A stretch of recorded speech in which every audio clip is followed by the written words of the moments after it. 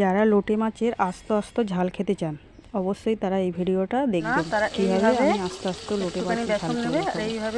প্রথমে একটুখানি বেসন বা ময়দা ঘরে যেটাই থাকবে সেটাই নিয়ে নিতে হবে।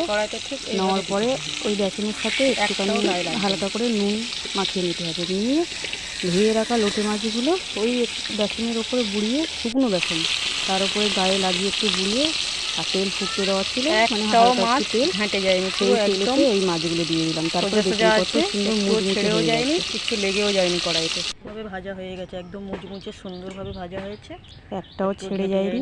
ভাজাগুলো কত সুন্দর হয়েছে। তারপরে কড়াইতে তেল গরম করে পেঁয়াজ লঙ্কা দিয়ে দিয়েছি। দেওয়াতে ওটা একটু লাল লাল হলে আমি বেটে রাখা আদা রসুন ওর সাথেই দিয়ে দেবো। এই দিয়ে দেওয়া হয়ে গেছে।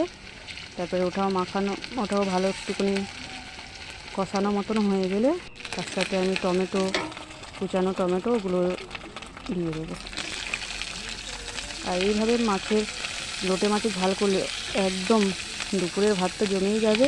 মাংস খেলে এটাই খেতে ইচ্ছা করবে। একবার ট্রাই করে দেখবেন। অনেকেই আছে যে লোটে মাছ যেভাবেই রান্না করুক তাতেই ছেড়ে যায়, কিন্তু এটা একদমই আস্ত থাকবে আর সুন্দর টেস্টও হবে। নুন আর হলুদ পরিমাণ মতো দিয়ে দিলাম। তারপরে একটু লঙ্কার গুঁড়ো, যে যেমন খায় তেমন হিসেবে দিতে হবে। এবারে একটুখানি এটা লাল লাল মতো করে কষিয়ে নিতে হবে।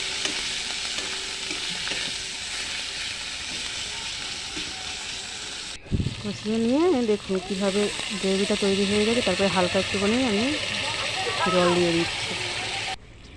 দিয়ে ওইটা একটু ফুটবে যখন, তখন ভেজে রাখা লোটে মাছগুলো আমি ওর সাথে দিয়ে দিলাম। দিয়ে এটা 5 থেকে 6 মিনিট মতো ফুটবে।